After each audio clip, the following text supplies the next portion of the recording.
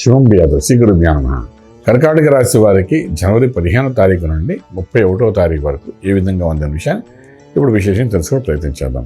కర్కాటక రాశికి ద్వితీయ స్థానంలో కేతు యొక్క ప్రభావం కనిపిస్తుంది. షష్ఠ స్థానంలో బుధుడు, సప్తములో మనకు రవి, కుజుడు ప్లస్ శుక్ర ప్రభావం కనిపిస్తుంది.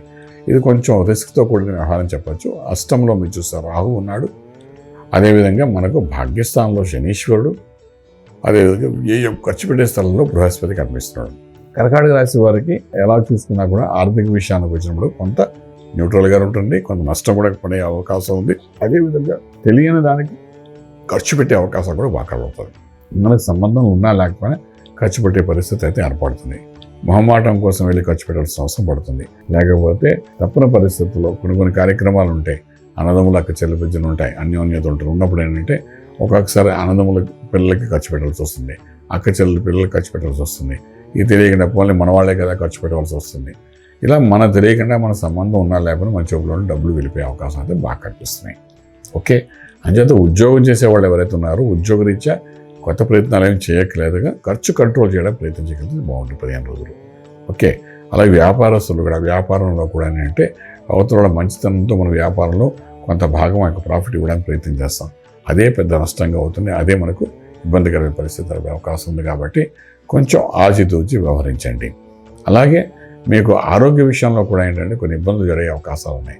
కొంచెం జాగ్రత్త పడాలి. ఎందుకంటే ఇక్కడ 6వ ఇంట్లో చూస్తే ఒక గ్రహం బుధుడు కనిపిస్తున్నాడు. సప్తమంలో చూస్తే 3 గ్రహాలు కనిపిస్తున్నాయి. భార్యాభర్తల మధ్య అన్యోన్యం కోల్పోవడానికి, చిరాకులు పరాకులు పెరగడానికి. అష్టంలో రాహు కనబడుతున్నాడు. అదృష్టం ఇచ్చే చోట శనీశ్వరుడు కనిపిస్తున్నాడు. ఈ 4 గ్రహాలు వరుసగా కనబడడం వల్ల ఇవన్నీ కొంతవరకు మన యొక్క యోగాన్ని అవయోగం చేసేటైతే ఉన్నాయి తప్ప ఇదిను స్ట్రాంగ్గా ముందుకు తీసుకునేటైతే కనిపించట్లేదు. ఇటువంటి పరిస్థితుల్లో మంత్రమే శరణ్యం అనుకుంటూ మంత్ర సాధన చేసుకుంటూ ముందుకెళ్ళడం చాలా అవసరం పడుతున్నాయి. ఇంపోర్ట్ ఎక్స్పోర్ట్ వ్యాపారాలు చాలా న్యూట్రల్గా ఉంటాయి. అదేవిధంగా శుభవార్త వింటారు, శుభమైన కార్యక్రమంలో పాల్గొంటారు. కానీ మధ్యవర్తిత్వం వహించడం వల్ల మాట కూడా పడతారు. మంచిగా కొంచెం ఆచితూచి వ్యవహరించండి. తర్వాత ఇంకొక విషయం ఏంటంటే ఏ వ్యాపారం అయినప్పటికీ అనుకూలంగా లేదు, న్యూట్రల్గా ఉంది. కాబట్టి వీలైనంత వరకు ఆరోగ్య విషయంలో సూత్రాలు పాటించుకుంటూ 15 రోజులు గడపగలిగితే చాలా బాగుంటుంది. ఇందులో ముఖ్యంగా మనం చేయవలసిన అంటే మేధా దక్షిణామూర్తి మహామంత్రాన్ని చక్కగా సాధన చేసుకుంటూ ఉండండి.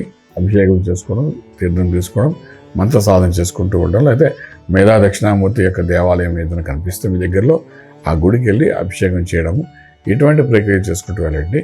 గురుబలాన్ని పెంచుకోవడం ప్రయత్నం చేయగలిగితే ఈ రకంగా కొంత ఊరటగా ఉండే అవకాశం ఉంటుంది. అనుకూలంగా ఏమి కనిపించట్లేదు కాబట్టి వీలైనంత వరకు ఏవి కొత్తగా ఆరంభించకుండా